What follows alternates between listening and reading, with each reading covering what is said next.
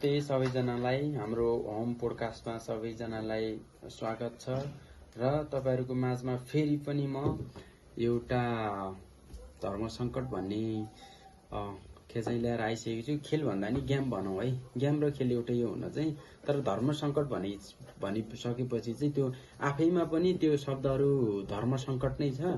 त्यही भएर एकदम इन्ट्रेस्टिङ हामीसँग हुनुहुन्छ यता हुन्छ है गेस्टको रूपमा के भन्न चाहनुहुन्छ तपाई दुई शब्द? मिस्टर झके मैले आज मामासँग धर्म संकट खेल खेलिरहेको छु हैन। अब मामा हाम्रो मामा स्टार्ट गर्न जाँदै हुनुहुन्छ धर्म संकट गेम। अब खेलौं कस्तो रहेछ हेरौं कस्तो रहेछ यो गेम।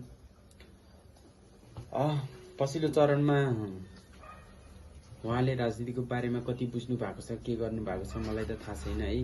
आज थाहा हुन्छ राजनीति बारेमा, पोलिटिकल हरेक कुराहरुमा चाहिँ उहाँले चाहिँ कतिको ज्ञान लिनु भएको छ हैन।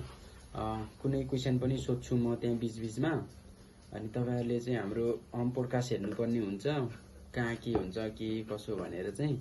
त्यही भएर चाहिँ आजलाई मलाई चाहिँ यो होम पोडकास्ट स्टार्ट गर्ने अनुमति दिनुस्। हस् धन्यवाद।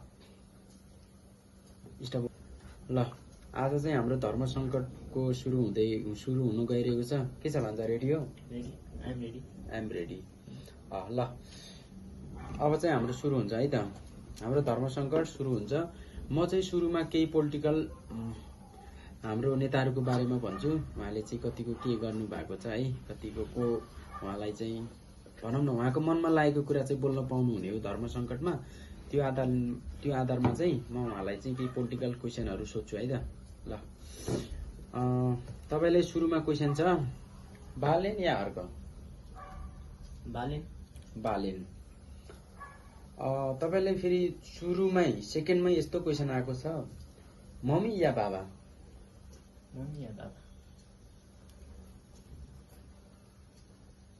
I choose both.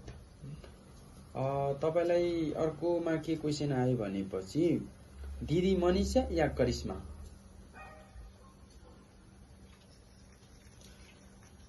बोथ।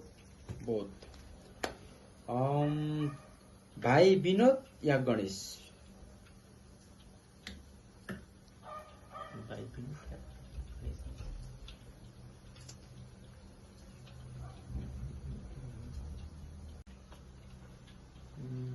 भाइ विनोद। आन्टी कान्छी या साइली? आन्टी कान्छी।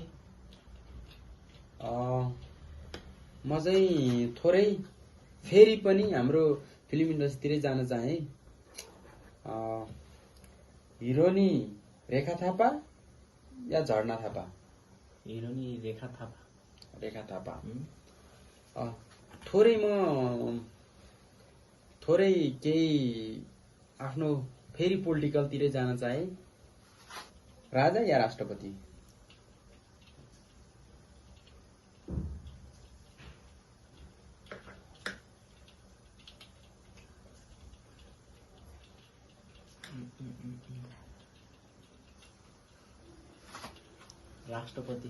राष्ट्रपति।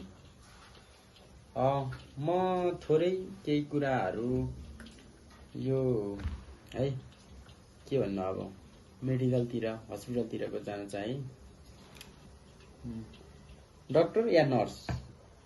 डाक्टर। थोरै म फेरि आफ्नै कार्यकक्षतिर आउन चाहे है। हजुरको ठुलो बुवा या ठुली मम्मी? ठुलो बुवा। फेरि म फेरि पनि केही पोलिटिकलतिरै जान चाहे।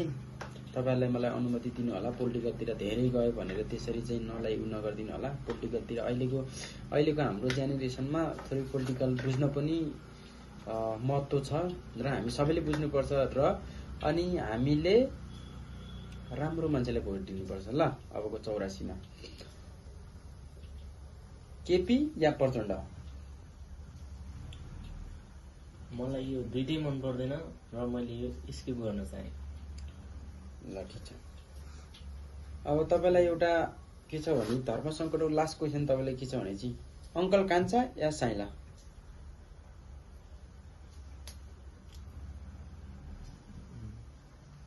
अंकल कान्छा। आजको हाम्रो धर्म सङ्कटको रेसियो चाहिँ यहीँ सकिएको छ र यो धर्म सङ्कटको बिदा लिन चाहिँ मलाई अनुमति दिनुहोस्। हस्त, धन्यवाद। सबैजनाले माया गरिदिनु होला।